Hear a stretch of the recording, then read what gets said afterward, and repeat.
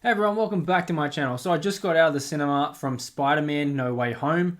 Holy sh! Now, this movie was pretty damn good. And I'm going to say that a lot of these cinemas that over here in Australia, where I am, this is pretty packed out. Pretty packed out. Like a lot of the sessions today, I went to an early session, so it wasn't as full as could be. But every session I've been looking at, if it's not 50%, it's at least well over that. Pretty much nearly every session. So there's a lot of people going to watch this movie and it's on track for endgame numbers. Let's just start there. So the amount of people that are going to be watching this movie during a pandemic still is going to be a hell of a lot more than Shang-Chi, hell of a lot more than Black Widow, even though that had a simultaneous release with Disney+. Eternals, I think that's actually going to maybe lose money based on where it's at. So this movie shows that it's not the pandemic. People actually want to watch good storied movies, even if it was what people think it was and what I thought it was going to be, some nostalgia bait. But it wasn't just nostalgia bait. They did it well, and I'm going to get into my breakdown of it now. So it kicks off right at the end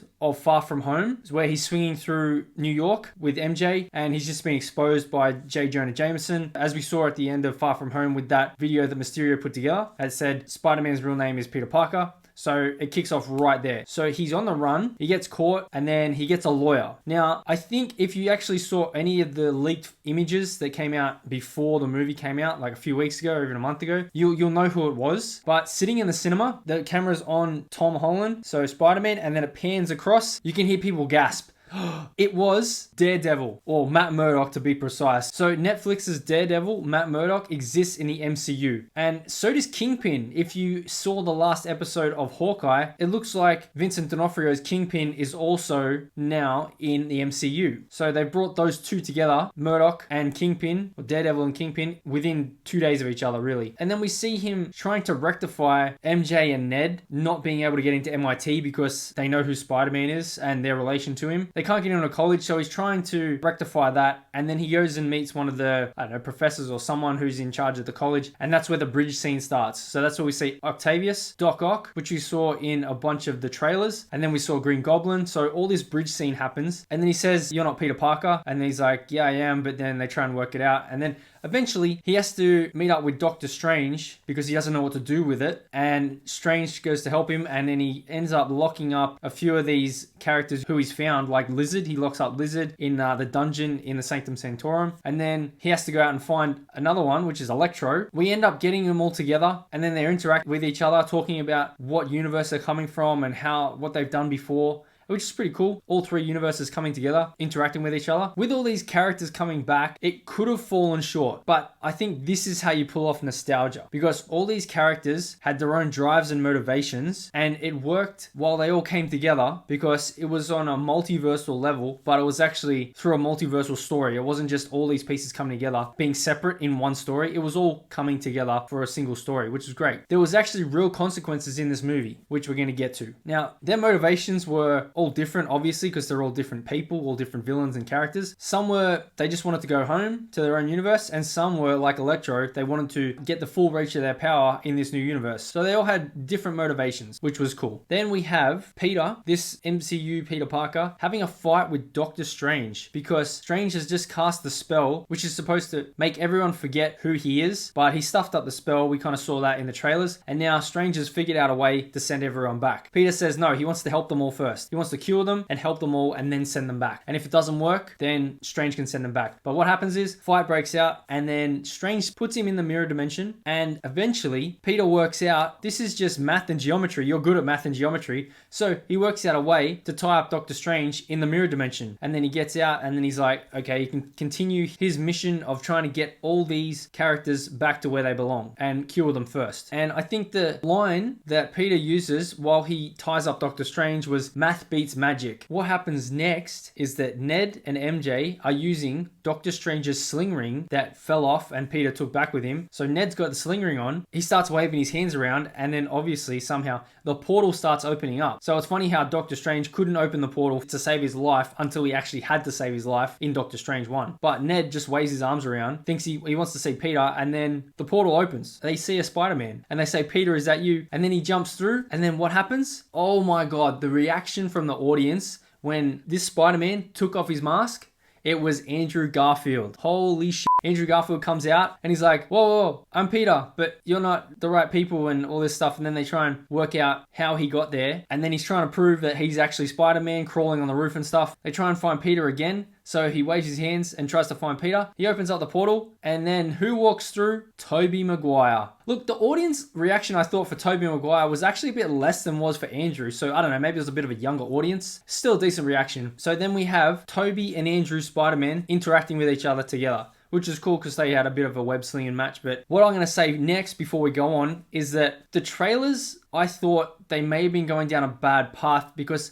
they were mocking Otto Octavius' name. And when I saw that, I was like, oh, don't tell me they're just going to on the old characters and the legacy characters really just to build up this MCU stuff. And I was like, oh, I really don't want that to happen. But when they interacted with them, it worked out. Because in the context of the movie and the collision of like multiverse and timelines, it worked out. Having this like younger Peter and Octavius interact, it was fine. It worked out well. The other trailer I actually covered in another video where Lizard got kicked by nothing. Well, it turns out that in the major battle, he got front flip kicked in the face by, I think it was Andrew Garfield's Spider-Man. So that is actually what happened. They did edit out a Spider-Man when he got kicked in the face, obviously, and I'll show that here.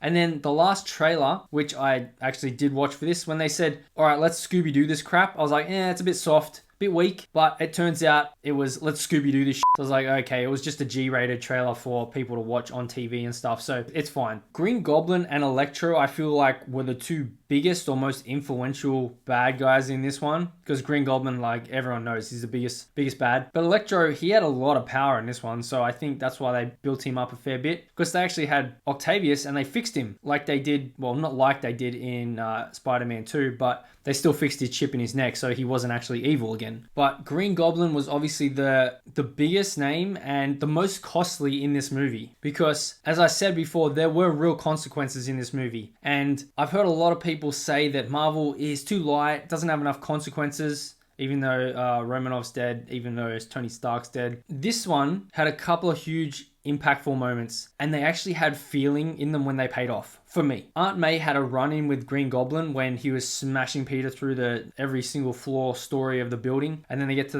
the ground level, and then as Aunt May wants to leave or try and escape, she has a run-in with Green Goblin, who lets off an explosion. Turns out Aunt May says to Peter, he's got to stand up for what he believes, and he's got to, and she says the line, with great power comes great responsibility. And then just after that, Aunt May, spoilers, big spoilers, Aunt May dies. Man, the feeling in that one was crazy because she's just delivered the great power, great responsibility line, and then she dies. So it kind of flipped it from Uncle Ben to Aunt May in this one in the MCU now. And it still worked. It still worked for me because what happens next when all the Spider-Men meet up, so Tobey and Andrew met up, and then MJ and Ned took them to Tom Holland's. When they all met up on the roof, Tom Holland was saying, I don't know if I'm doing the right thing because Aunt May's dead, but she did tell me. He starts doing the line with great power. And then who steps in to finish that line? Tobey Maguire, his Spider-Man, steps in and goes, comes great responsibility. He finishes the line for him. And then MCU Spider-Man goes, how'd you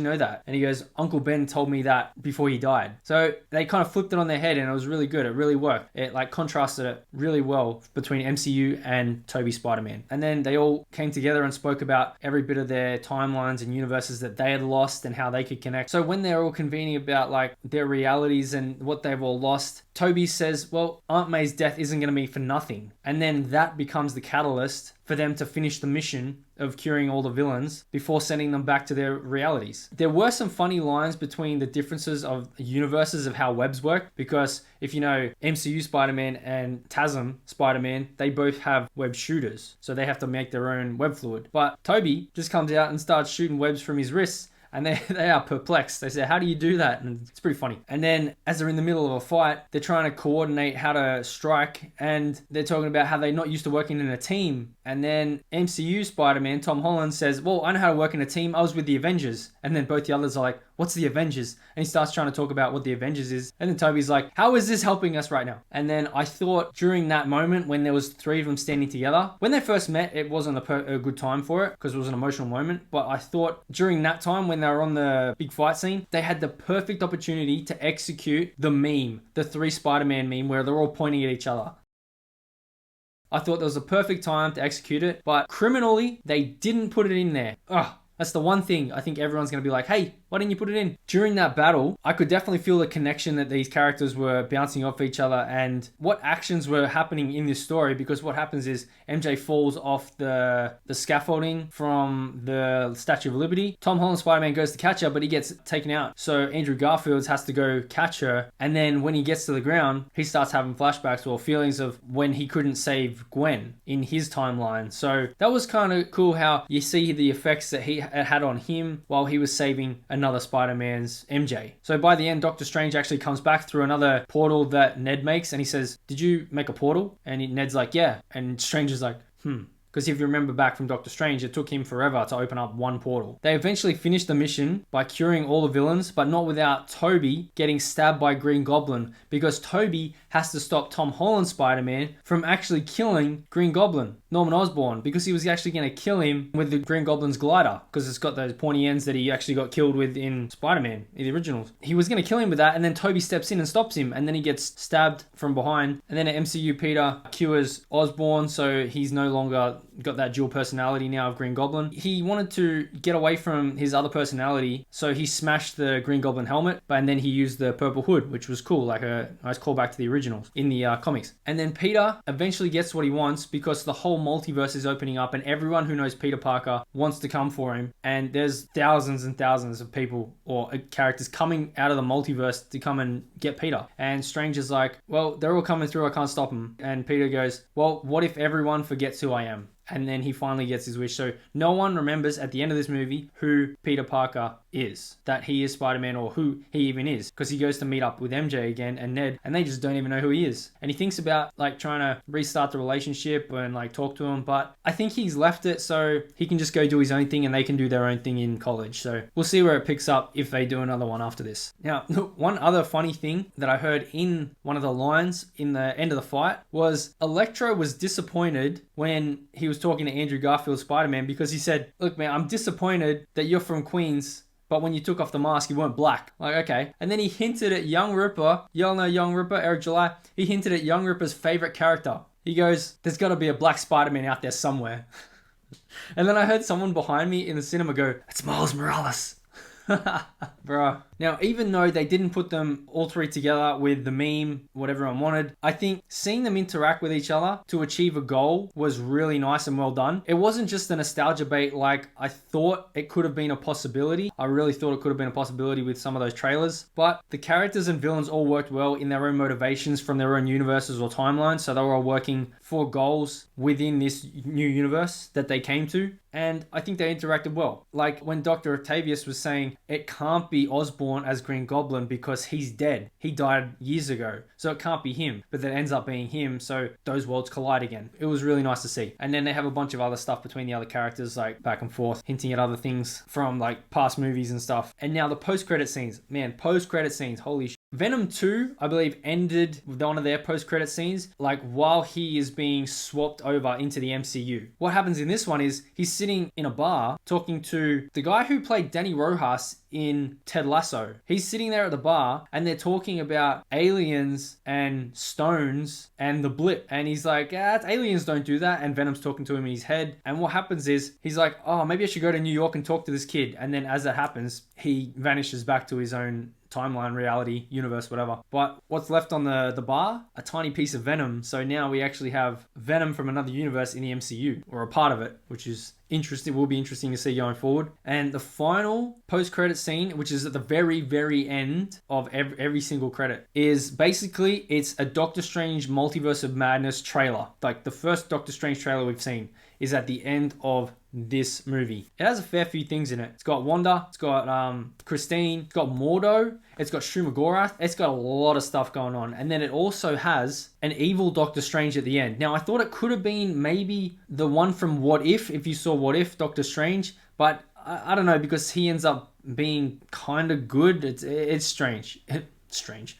Maybe it will be, maybe it won't. We'll see what happens in that movie, which they're actually reshooting scenes for currently because they delayed that movie back to, I think, May now. So we'll see what happens with that. There's my breakdown review of everything that happened. Overall, not a 10 out of 10, maybe 8, 9. I really liked it. I can definitely watch it again. It all came together for me. It wasn't just nostalgia bait. They pulled it off well, and I think it hit its marks. I'll be very interested to see what you guys think and what a few other people out there in the review space think. But let me know what you guys think in the comments below. Don't forget to smash the like button, subscribe to the channel if you haven't already. Check out my Odyssey link down in the description below. Share this video out, and I'll see you in the next one.